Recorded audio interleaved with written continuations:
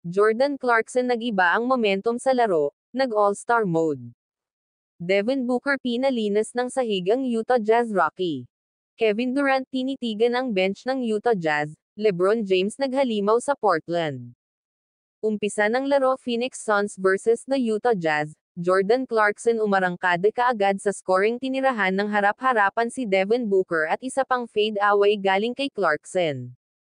9 points kaagad ang nagawa ni Jordan Clarkson, at Devin Booker naman pinalinas ng sahig ang Utah Jazz Rocky na si Keyonte George. Tinitigan pa pagkatapos, Devin Booker sumalaksak uli pero this time bat ata ang inabot kay Mark Cannon. Napahiya ang maangas na si Devin Booker, pero Kevin Durant perfect shooting so far with 4 na shooting sa field. Nagtapos ang first quarter sa 41-38 lamang ng 3 points ang Phoenix Suns. Umpisa ng second quarter mainit pa rin ang opensa ni Jordan Clarkson. Pero si Keyonte George binawian si Devin Booker pang tanggal angas niya. Kevin Durant binuhat ang opensa ng Phoenix Suns dito sa second quarter with 24 points na.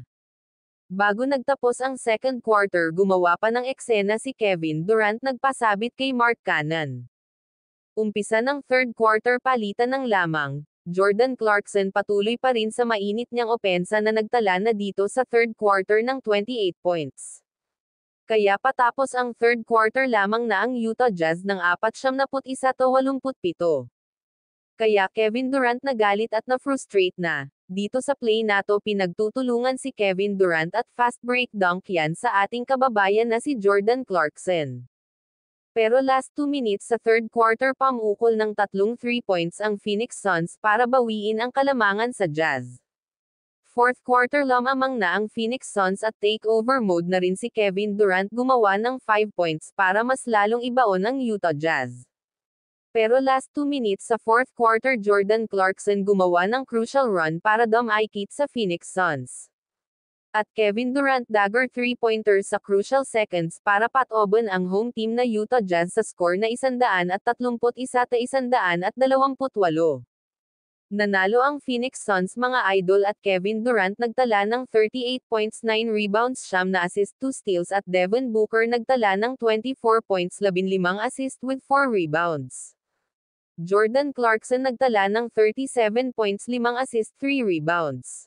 Umabanti na ngayon ang kartada ng Phoenix Suns sa 66 win-loss records at bumagsak naman sa 48 win-loss records ang Utah Jazz.